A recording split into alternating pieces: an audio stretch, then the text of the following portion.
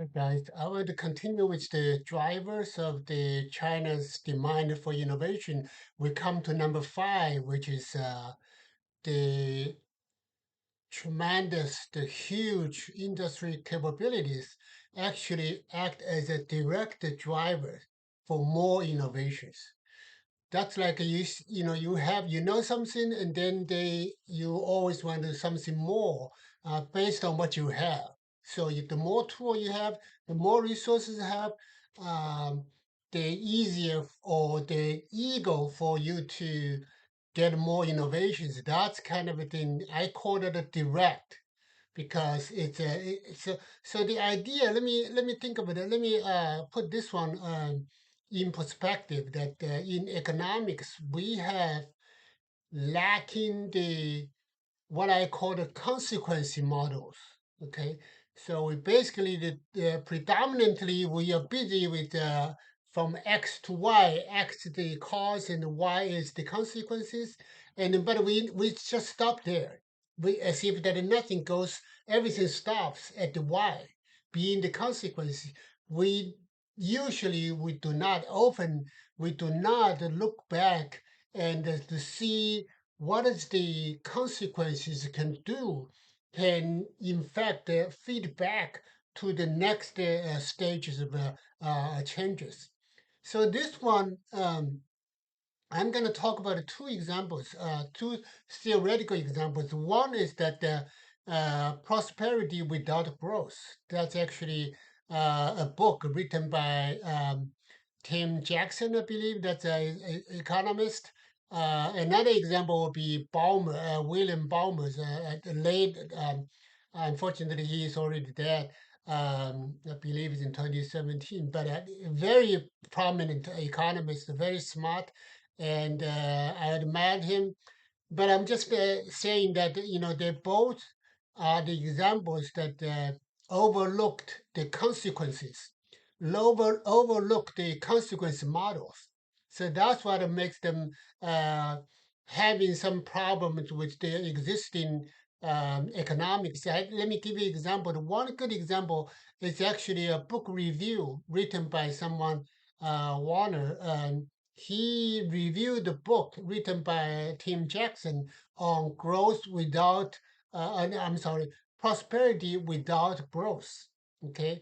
And then he actually cited somebody was saying that, economics is such a science that they don't care, uh, about much about the big pictures. So it's like a Titanic, where the Titanic, the ship is going down, and the economics is trying to rearrange the containers to make it make the ship think optimally, uh, optimistically. Obvious. I think that's an overstatement because if you think about this, one of the key points that Tim Jackson was making was about growth within the ecological limit. But that's, to be honest, that's nothing new because if you look at the economics, we have been talking about it since day one of economics. We've been talking about scarcity and the choice, So we've been talking about the cost and the benefit. We talk about the first order and the second order policy effect, all this kind of thing. We talk about the trade-off, all that kind of thing. It's just not fair to say that economics is not only they don't care about the big picture, they don't care about the ship is sinking. They only care about the containers, how to rearrange the containers. That's not just not fair.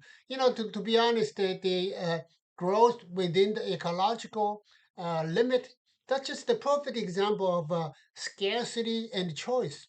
We humans want more than what we can afford, what the environment can afford. So that's just the classical economics. We should, to be fair to the economic theory instead of, it's so easy to criticize the thing, to have kind of like have a straw man and then you criticize that and then to make their own theory to be superior or better off or those kind of things. But I really would encourage scholars to have a good understanding of the classical theory and then before you get out to jump into criticism. So let's just stop here. But my key point is that consequence modeling is very important. It matters when we look at the causes and the consequences and look at the feedback loops. So it's kind of the whole thing's like a chain. We have a one ring and then link to another ring, and then the next ring is linked to the other ring. So it's a chain reaction. Okay. So next time I'll be using another example, William Ballmer's caused disease. That's another example that overlooking the consequence modeling. Let's stop here.